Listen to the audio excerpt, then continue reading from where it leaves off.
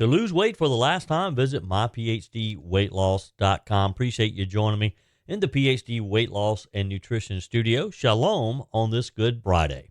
The Biden administration on Thursday announced $60 million for emergency aid to help fast-track recovery efforts due to the collapse of the Francis Scott Key Bridge in Baltimore. Maryland Governor Wes Moore provided an update last night on recovery efforts, saying there was a long road ahead. We have some details for you and an update on that. Joe Biden's decision to attend a $25 million fundraiser in Manhattan while the NYPD mourned one of their own just 40 miles eastward was denounced by a former FBI agent who said that Biden was also notably absent when two of her then partners were killed in Broward County, Florida in 2021. Details on Biden's absence later in this episode.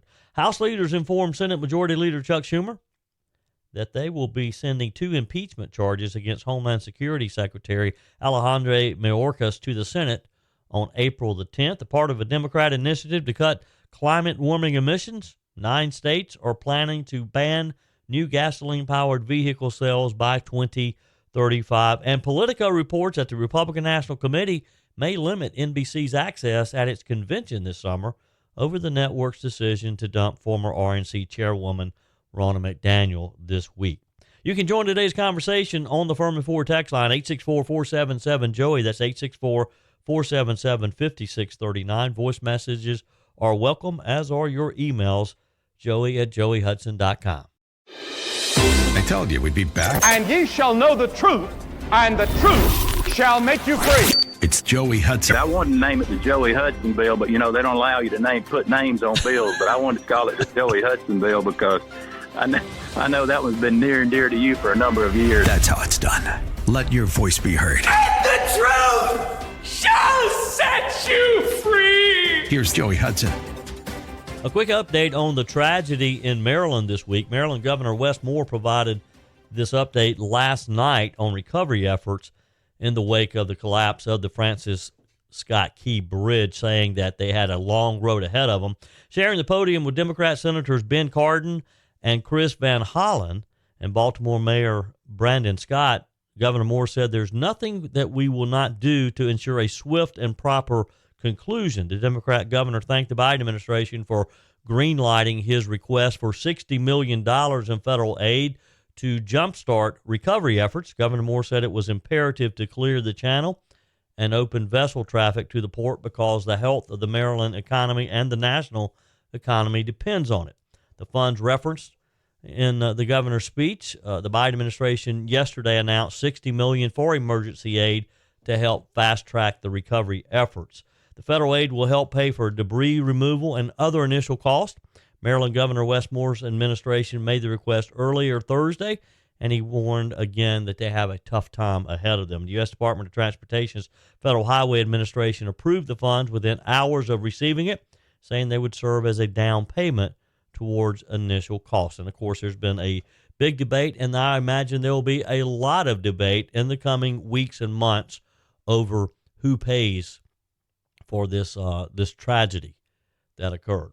President Biden's decision to attend a $25 million fundraiser in Manhattan while the NYPD was mourning one of their own just 40 miles eastward has been denounced by a number of people in law enforcement, primarily a former FBI special agent who said Biden was also notably absent when 2 of her partners were killed in 2021. Retired Special Agent Nicole Parker, who previously said that she left the Bureau in part over its increased politicization, was very emotional as she mourned NYPD officer Jonathan Diller, who was allegedly murdered in earlier this week by a career criminal, a person who had been arrested and served many, many times in the past, but somehow was on the street.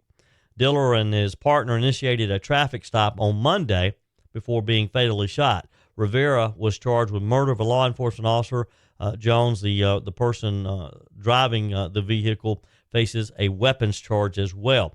Now, Biden planned to attend the Radio City fundraiser alongside former Presidents Bill Clinton and Barack Obama, while former President Donald Trump made a point to head to Long Island to pay his respects. Parker said her heart was pounding out of her chest as she watched coverage of Diller's wake in Messapaca Park, New York, in part because it made her recall her own experience losing 2 colleagues to criminal gunfire while she was with the Bureau in Miami.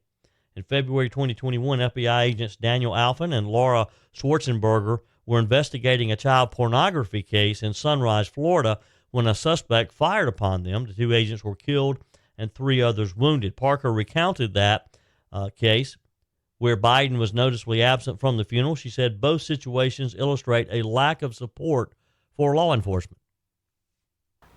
When you feel that you're a police officer and that the criminals have more rights than you do, that's a problem. And that is how we feel. I worked violent crime for the FBI, and I worked with local law enforcement, and your last guest talked about how there's no more proactive policing. Do you know why that is? Because if you're a police officer and you're being proactive, you could potentially go to jail. If you're in a shooting, and we call them clean shoots, when deadly force is justified, for instance, and you're in a situation and you have to protect yourself or those around you, starting around the summer 2020, we knew that we could potentially go to jail, even if it was a clean shoot. And that is not a good way to have to live. We felt that we had no rights, and that I can tell you, just my personal experience, my opinion, I worked under multiple administrations. My friend was killed 2 days after this current administration took over. President Biden did not attend Special Agent Laura Schwarzenberger's or Special Agent Daniel Alphen's funerals. He was not there. And we did not feel that he supported our law enforcement officers. I don't know why, but to see that he is currently at a fundraiser and is going to potentially raise $25 million is insulting. Officer Diller's life is worth more than $25 million, but I can also tell you that there are officers, and I understand and agree, when you don't feel supported, it's actually better that you don't show up to the funeral, because it is insulting. And it's insulting. We know who backs the blue. We can turn it into saying Republicans don't, they're the ones that don't support law enforcement. I'm not here to make a, Republican versus Democrat. This is not what this is about. But we know who supports law enforcement, and it is insulting to say anything other than that. Ms. Parker was echoed Thursday by former New York federal prosecutor Andrew McCarthy, who told Fox News he sees a retreat in the tough on crime policies in places like the Empire State. McCarthy said that in the bad old days in New York, the solutions weren't clear yet, but that now we know what works in law enforcement, but progressive politicians are not letting those policies be implemented. Earlier Thursday, White House Press Secretary Karine Jean-Pierre said that President Biden spoke with New York City Mayor Eric Adams, but did not have any private communications to share regarding any potential discussions with Diller's kin. 864-477-JOEY, 864-477-5639. Your comments are welcome on the Furman Ford text line. Leave a voice message. Send a quick email, joey@joeyhudson.com. Speaker Mike Johnson and House Republican impeachment managers informed Senate Majority Leader Chuck Schumer yesterday in a letter that they will send 2 impeachment charges against Homeland Security Secretary Alejandro Mayorkas to the Senate on April the 10th. Details on that in just a moment. Portions of today's show made possible by My PhD Weight Loss and Nutrition. If you want to lose weight for the last time, visit myphdweightloss.com, or better yet, give them a quick call, set up an appointment, and get started today on your journey to better health. That number is 864-252-4925. Just call, set up that initial appointment, sit down and talk with one of Dr. Ashley Lucas's team. She has an office in Greenville, in Asheville, in Charlotte, in Lake Norman, and you can do this virtually. If you're listening someplace that outside of the Carolinas, they can certainly take care of you regardless of where you live. 864-252-4925. If you want to feel better, if you want to have a better focus, better memory, more energy, be able to do things that maybe you haven't been able to do in quite some time just because of that excess weight, Dr. Lucas and her team will help you on your journey to better health and that weight loss. I'm glad I made that call almost 4 years ago now. I lost 30 pounds, and I've been able to maintain it ever since. You can do it, too, with the help of PhD Weight Loss and Nutrition. Again, online at myphdweightloss.com. PhD Weight Loss and Nutrition, the official partner of the Clemson Tigers. House Republicans are accusing Secretary Mayorkas of high crimes and misdemeanors, including willful and systemic refusal to comply with the law and his breach of the public trust. That means the long-awaited charges will arrive in the upper chamber on Wednesday after senators return to Washington from their 2-week Easter recess. The move will force the Senate to take up the matter, at least formally, and then Schumer will have to decide whether to hold a full trial on the Senate floor, vote to dismiss the charges immediately, or to refer it to a special committee. We'll see what he does. Johnson wrote in the letter that was also signed by House Homeland Security Chairman Mark Green and House Foreign Affairs Committee Chair Michael McCall, "We urge you to schedule a trial of the matter expeditiously. The evidence on both charges is clear, comprehensive, and compelling, and the House's solemn act to impeach the first sitting cabinet official in American history demands timely action by the Senate," they wrote. The charges require a vote of 2/3 of the Senate to convict Mayorkas and remove him from office. The House voted narrowly back in early February. You may remember it took them 2 votes to do this.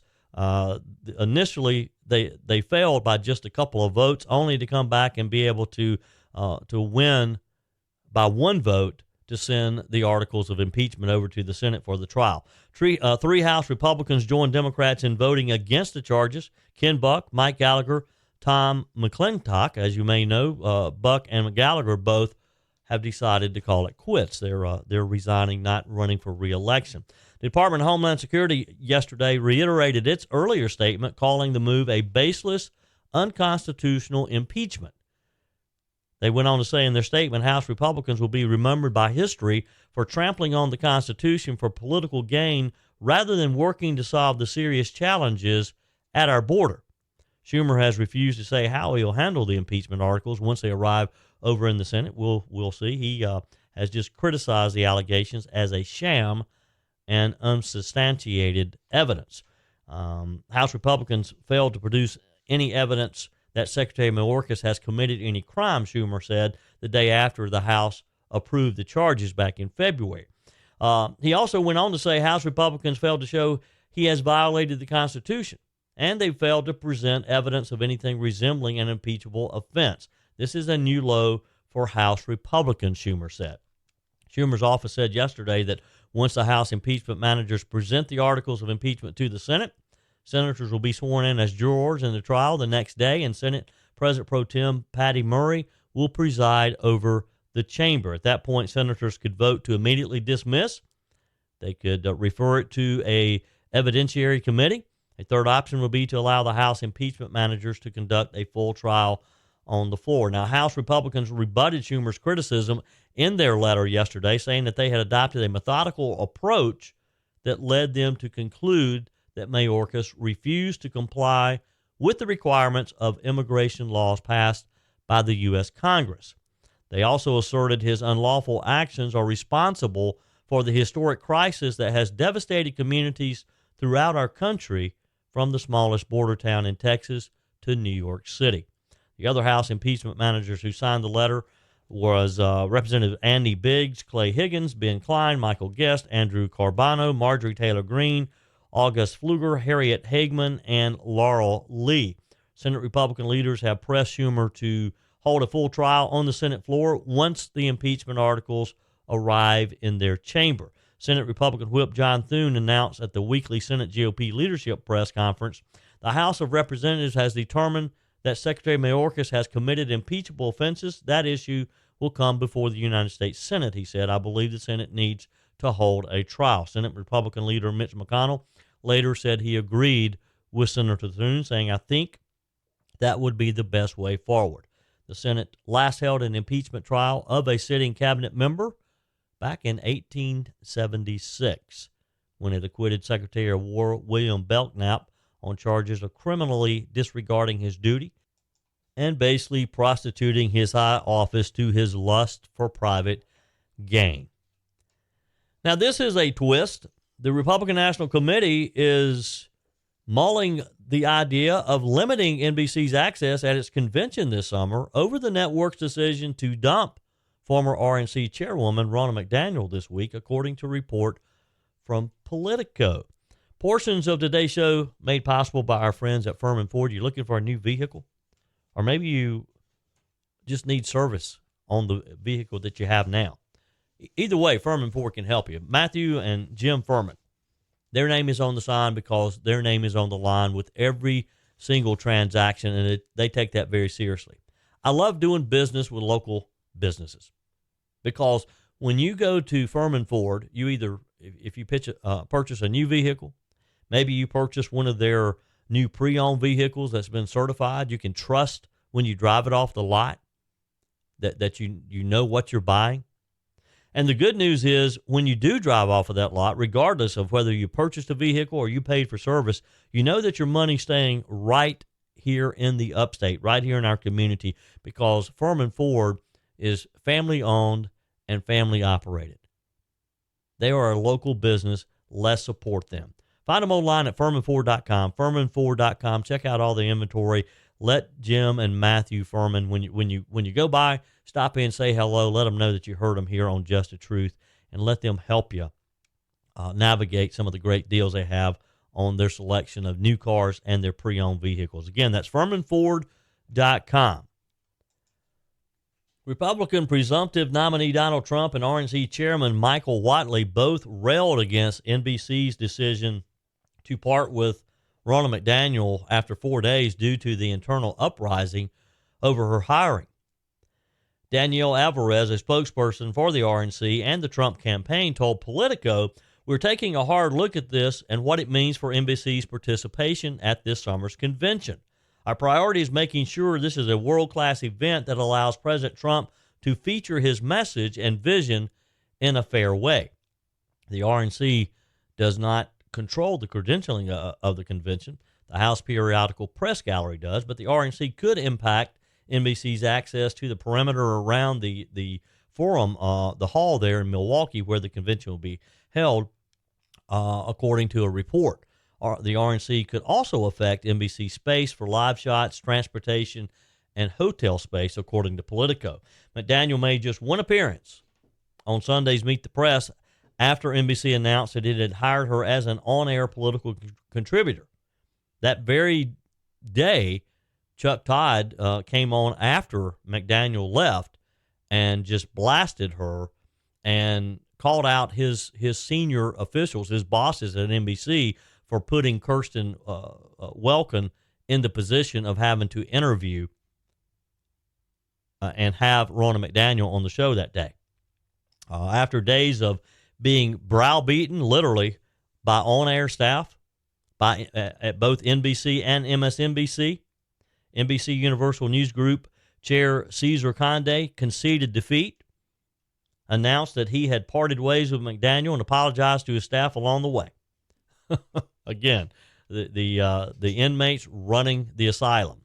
Trump posted about McDaniel, said these radical left lunatics are crazy and the top people at NBC are weak. They were broken and embarrassed by low ratings, highly overpaid talent. Bring back free and fair press. Make America great again 2024. Whatley accused NBC of selective outrage in his appearance with Newsmax this week, saying, "You have Jen Psaki, who walks directly out of the Biden White House and onto MSNBC, and not a single one of their journalists cried foul." However, Whatley told conservative talk show host Hugh Hewitt yesterday that the RNC won't be calling for a boycott of NBC, MSNBC over this rift with McDaniel. He said, "I think we want to be able to use every single available outlet to get our message out to the American people, but people are not going to go on a network that they don't trust, that they know they won't be treated fairly." So I think you're going to see that across the board. We know that we need to find alternative ways to talk to the American voters. We can't just stay still. We can't just stop. We have to be able to communicate. 864-477-JOEY, 864-477-5639. Your comments on the Furman Ford text line. Welcome. What do you think? Should the RNC limit NBC's access to the Republican National Convention this summer? Or at least give them a bad spot? Stick them on the outer areas, maybe in front of one of the big columns where they can't see the convention floor. I mean, really, seriously, should a major network like NBC be limited with how they provide coverage of the Republican National Convention because of this dispute between the former chair? Love to get your comments on the Furman Ford text line, 864-477-5639. Susan writes on the Furman Ford text line, like everything else, Biden tried to make the Francis Scott Key Bridge collapse all about him, saying that he had commuted on it. I've been on that bridge coming down here with my parents from Washington, D.C. in the 60s and 70s, and I've never seen any train tracks on it. I call BS.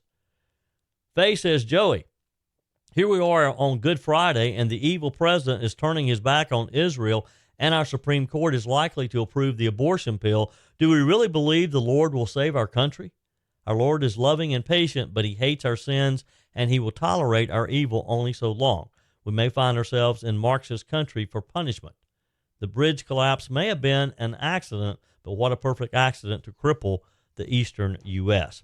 Our text of encouragement today, Joel writes, live your truth, express your love, share your enthusiasm, take action toward your dreams, walk your talk, dance and sing to your music, embrace your blessings, make today worth remembering. God bless. Thank you for that. From our email inbox, Tony writes, Joey, have you heard insurance companies are now denying you homeowners of your roof if it's more than 15 years old? I had my house built in 2009. Now they're telling me they're not going to insure it anymore because my roof is 15 years old. That is a dilemma, Tony. And yes, unfortunately, insurance companies do have that discretion on homeowners.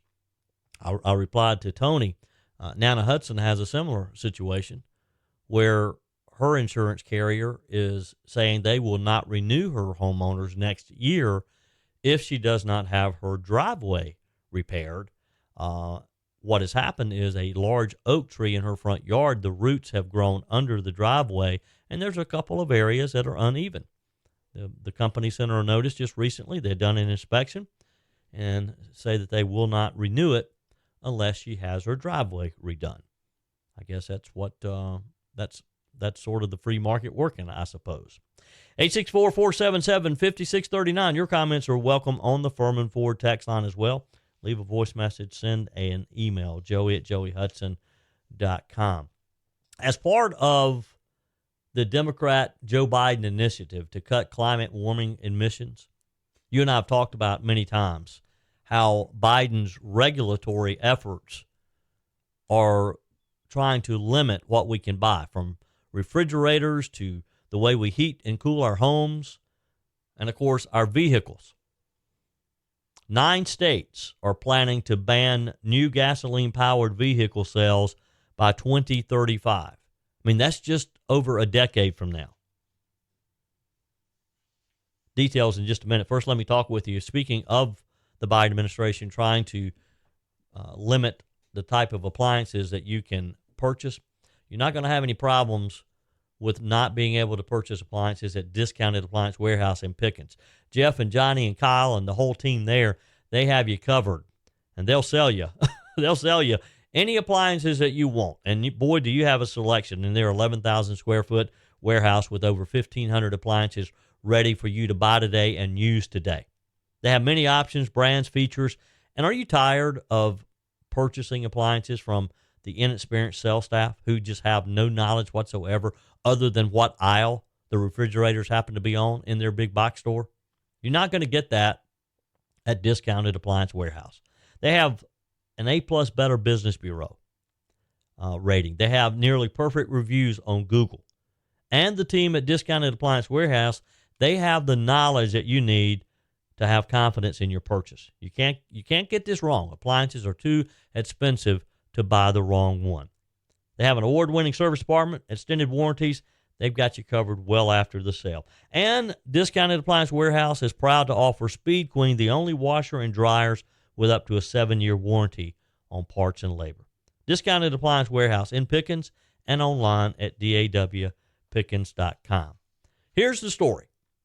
The Advanced Clean Cars rules, which originated in California with the State Air Resources Board, these regulations in California look to phase out the sale of new gas vehicles beginning with 2026 model year, scaling back over time until 2035 when a total ban on sales will go into effect. So in California, in just a couple of years, we're going to see phase one of Californians being told what kind of car you can buy. Now, I'd love to hear from some of our listeners from California, because I know you're listening in California. Love to get your comments on the Furman Ford text line, 864-477-5639. Are you concerned about the affordability of a vehicle in a couple of years? Since the rules were first adopted in California in 2022, 8 other states have followed suit. Several other states are considering the same or similar plans. So far, of the other states that have implemented the plan are trying to hit the goal of selling 0 new gas-powered vehicles by 2035 include Washington State, Oregon, New York, New Jersey, Rhode Island, Massachusetts, Delaware, and Maryland.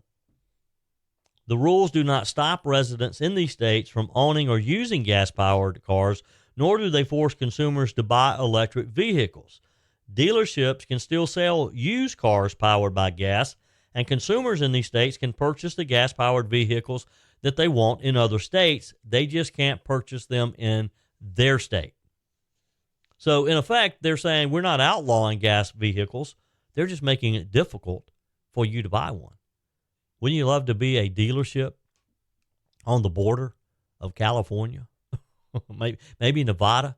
Build a big dealership, maybe Furman Ford needs to open a satellite dealership just across the California border in Arizona, possibly. Not everyone supports this, of course. The New Jersey Business and Industry Association is leading a campaign to try and stop New Jersey's adoption of the Advanced Clean Cars rule. Ray Cantor, the Chief Deputy Government Affairs Officer at the NJBIA, said in a statement that the plan ignores the cost to consumers and lack of current infrastructure. He said the ban on new gas-powered cars is such an expedited time does not take cost or feasibility into account. It does not take the lack of local and highway infrastructure into account. It does not take grid capacity into account. It ignores consumer choice. It doesn't take New Jersey residents into account, especially low and moderate income families. And it doesn't take the lack of actual environmental benefit into account, he said. Cantor urged New Jersey to apply the brakes to what he called an obvious bureaucratic overreach before the mandate starts to affect consumers, which is going to be pretty quick in some of these states if they don't stop it now. In support of the action, Rhode Island Department of Environmental Management Director Terry Gray has called the rules a major step in the fight against climate change in the transportation sector. Wouldn't you love to hear Terry Gray and some of these others who are promoting this? Wouldn't you love to hear them questioned by John Kennedy? Did you hear John Kennedy questioning this Olympic skier who appeared in before one of his committees? And the senators just asked him a couple of simple science questions because he was there as a Democrat expert on climate change. This young kid, he's 23 years old, didn't know what to do, didn't know what had hit him. If you missed it, go back and listen. It was in one of the episodes this week. You can just go back and kind of scroll through and find it. You'll find it in the headlines. These rules come as the Biden administration has sought to push the transportation sector from gas-powered vehicles to EVs as part of its climate agenda. Last year, the Environmental Protection Agency unveiled its own plan to increase vehicle pollution standards that will impact car models starting in 2027 through 2032. If the EPA regulations are finalized, 67% of new sedan, crossover SUVs, and light truck purchases could be electric by 2032, the White House has projected. In addition, up to 50% of bus and garbage truck, 35% of short-haul freight tractor trailers, and 25% of long-haul freight tractor purchases could be electric by then, too. The push towards EVs has faced multiple setbacks in the industry because if you want to just be realistic about the whole thing, I mean, think about an 18-wheeler. Think about a trucker who's trying to haul his load and he has to find places to stop to recharge his batteries. Wonder how long it takes to get a full charge on a tractor that's pulling an 18-wheeler. Wonder how long that would take. Earlier this month, Hertz CEO Steven Schumer resigned after the car rental company's big bet on EVs went bust due to its struggles to keep up with the higher repair costs and lower demand for EV rentals. Ford's EV division, Ford Model E, posted a net loss of $4.7 billion last year and $1.6 billion of that in the last quarter. The Ford's chief financial officer, John Lawler, explained during the company's earnings call last month that both the quarter and year were impacted by challenging market dynamics and investments in next-generation vehicles. Look, none of this is practical. And we don't even know if it's going to help the climate. They can't tell you that. 864-477-5639. Glad to have you send your comments on the Furman Ford text line. Hey, a big shout out to my Clemson fans out there with a 77-72 win over number 2 seeded Arizona in the Sweet 16. The Tigers, who are 24-11, are one step away from the Final Four. Now, whether you're a Clemson Tiger or not, this is exciting for a South Carolina team to be performing like this in March Madness. They're headed to the program's first Elite Eight since 1980, which is the only other time the Tigers have made it that far. The story for this Clemson team, never give up. Never give up. Quite a run for a team that started 4-6 in ACC play and followed a fantastic February with 3 losses in its last 4 games, including a 21-point loss to Boston College in its only conference tournament game. Coach Brownell hasn't only become the first Clemson coach to lead the Tigers to multiple Sweet 16s, but he's led the program back to even rarer territory as they continue. And good luck to Clemson. Let's end today's episode on this Good Friday as we head into the Easter weekend. I often read things by one of my favorites, Paul Tripp. And today I want to share with you something that he wrote for Good Friday back in 2017. It's titled, The Best Worst Friday. He writes, at the center of a biblical worldview is this radical recognition. The most horrible thing that ever happened was the most wonderful thing that ever happened. What could be more terrible than Good Friday? Could any injustice be greater? Could any loss be more painful? Could any suffering be worse? The only man who ever lived a life that was perfect in every way possible, who gave his life for the sacrifice of many, and who willingly suffered from birth to death in loyalty to his calling, was cruelly and publicly murdered in the most vicious of ways. How could it happen that the Son of Man could die? How could it be that men could capture and torture the Messiah? Was this not the end of everything good, true, and beautiful? If this could happen, is there any hope for the world? Well, we know the end of the story. The answer is yes, and there is hope, Paul Tripp writes. Good Friday was not the end. Easter Sunday was yet to come. In God's righteous and wise plan, this dark and disastrous moment was ordained to be the moment that would fix all the dark and disastrous things that sin had done to the world. The moment of death was at the same time a moment of life. This hopeless moment was a moment when eternal hope was given. The terrible moment of injustice was at the very same time a moment of amazing grace. This moment of extreme suffering guaranteed that suffering would end one day, once and for all. This moment of sadness welcomed us to eternal joy of heart and life. The capture and death of Christ simultaneously purchased for us life and freedom. The very worst thing that could happen was at the very same time the very best thing that could happen. Only God is able to do such a thing. What it means for you today, Good Friday and the Easter Sunday that follows, purchased eternal life for each of us. That's the best gospel news of all. But what does it mean for you and I right here, right now, in the difficult situations, locations, and relationships of everyday life in a fallen world. The same God who planned that worst thing would be the best thing is your Father. He rules over every moment in your life, and in powerful grace, he's able to do for you just what he did in redemptive history. God takes the disasters in your life and he makes them tools of redemption. He takes your failures and employs it as a tool of grace. He uses the death of the fallen world to motivate you to reach out for life. The hardest things in your life become the sweetest tools of grace in his wise and loving hands. Be careful how you make sense of your life. What looks like a disaster may, in fact, be grace. What looks like the end may be the beginning. What looks hopeless may be God's instrument to give you real and lasting hope.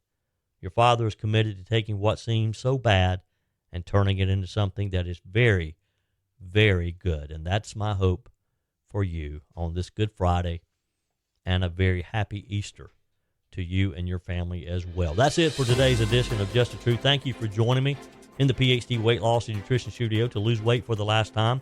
Visit myphdweightloss.com. Please join my mailing list at joeyhudson.com. Just click on Connect with Joey. Find me on YouTube. Search for Joey.